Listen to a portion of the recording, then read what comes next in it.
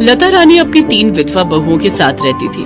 उसकी सबसे बड़ी बहू सपना, मंझली बहू प्रज्ञा और सबसे छोटी बहू चांदनी थी। एक बार जब लता रानी के तीनों बेटे मीटिंग अटेंड करने फ्लाइट से दूसरे शहर जा रहे होते हैं, तभी एरोप्लेन क्रैश होने के कारण उन तीनों की मौत हो जाती है और उसकी तीनों बहुएं एक साथ विधवा हो जाती हैं। वो अपनी तीनों बहुओं पर बड़ा ही अत्याचार करती है क्योंकि वो उन तीनों को मनहूस मानती थी, जिनकी मनहूसियत की वजह से उसके तीनों बेटे खत्म हो गए।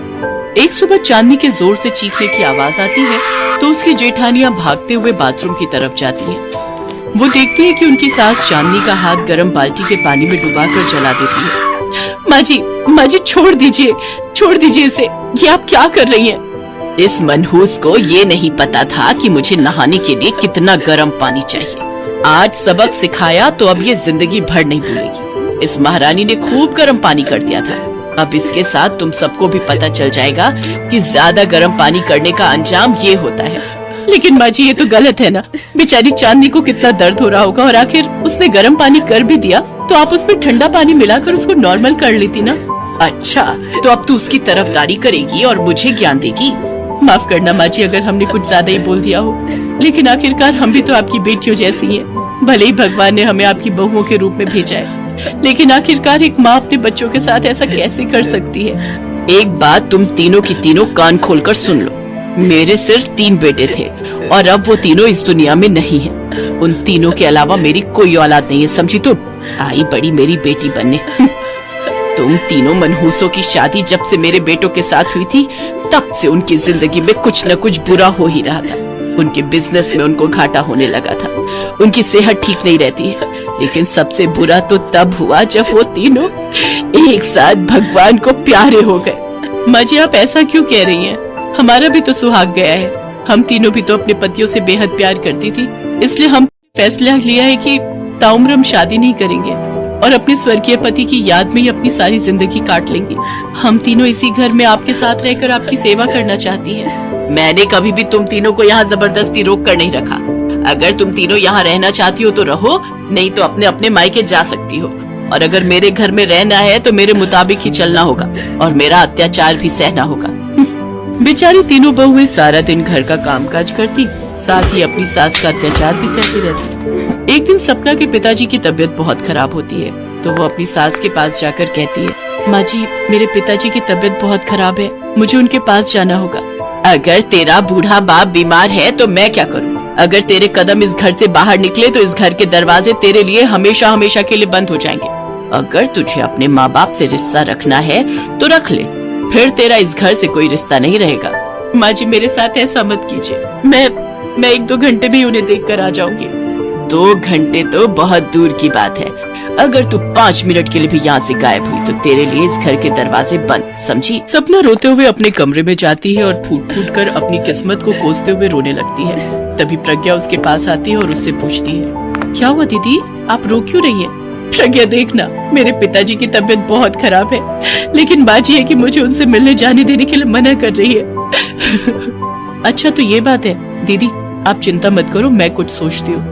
रात को प्रज्ञा जल्दी खाना बनाकर अपनी सास को दे देती है, साथ ही उसमें एक नींद की गोली मिला देती है, जिसे लता को खाना खाते ही नींद आ जाती है और वो अपने कमरे में जाकर सो जाती है।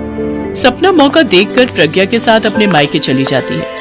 उसका मायका उसके ससुराल से 15 मिनट की दूरी पर ही था। थोड़ी देर मिलकर ही वो दोनों वापस घर आ जाती हैं, लेकिन लता की आंख तब तक खुल चुकी होती है और वो उन दोनों को वापस आता देख लेती है और फिर उन दोनों पर चिल्लाते हुए कहती है, सपना तूने मेरे मना करने के बावजूद भी मेरी बात नहीं मानी। वो तो शुक्र है कि मैंने तेरे बाप की तबीयत जानने के लिए तेरी माँ को फोन किया और मुझे पता चला वहाँ पहुँची हुई है। मैं जानती हूँ माँ जी कि मैंने आपकी आज्ञा का पालन नहीं किया और आपके मना करने के बाद भी अपने पिताजी को देखने गई, लेकिन मैं क्या करती माँ जी, एक बेटी का दिल अपने बीमार पिता को देखने के लिए तरस रहा था और मैं खुद को नहीं रोक पाई। अब मुझे तुम्हारे कोई बहाने नहीं सुनने, अभी के अभी तुम मेरे घर से निकल जाओ। तभी वहाँ चांदनी भी आ जाती है और सपना की तरफदारी करते हुए चांदनी और प्रज्ञा लता रानी से कहती है, माँ जी अगर दीदी इस घर से जाएगी तो मैं भी इस घर में नहीं रहूंगी।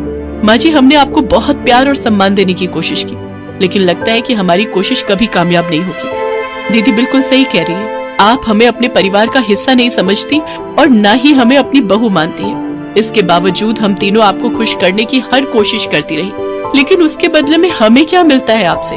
अगर तुम तीनों को इतनी ही तकलीफ है तो चली जाओ यहाँ से। तुम तीनों यहाँ रह भी अपनी मर्जी से ही रही थी, और अगर जाना भी चाहती हो तो अपनी मर्जी से जाओ। मैं तुम तीनों को नहीं रोकूंगी, और अगर मेरे घर में रहना है तो मेरा अत्याचार तो तुम्हें सहना ही पड़ेगा। तीनों बहुएं एक साथ वो घर छोड़कर अपने अपने मायके चली जाती हैं। ऐसे ही कुछ दिन बीत जाते हैं। अब लता रानी पूरे घर में अकेले ही रहती थी। अकेले रहते हुए उसे अपनी बहुओं की कीमत समझ आती है, और उसे इस बात का एहसास होता है कि उसकी बहुएं नहीं बल्कि बेटियां थी, जो दिन रात उसकी सेवा में लगी रहती थी और उसके हर एक अत्याचार को सहती थी। मुझसे बहुत बड़ी गलती हो गई जो मैंने अपनी देवी समान बहुओं को इस घर से निकाल दिया। अरे मेरे पास अब दिन ही कितने हैं, बुढ़ापे का शरीर है, आज हूँ कल नहीं।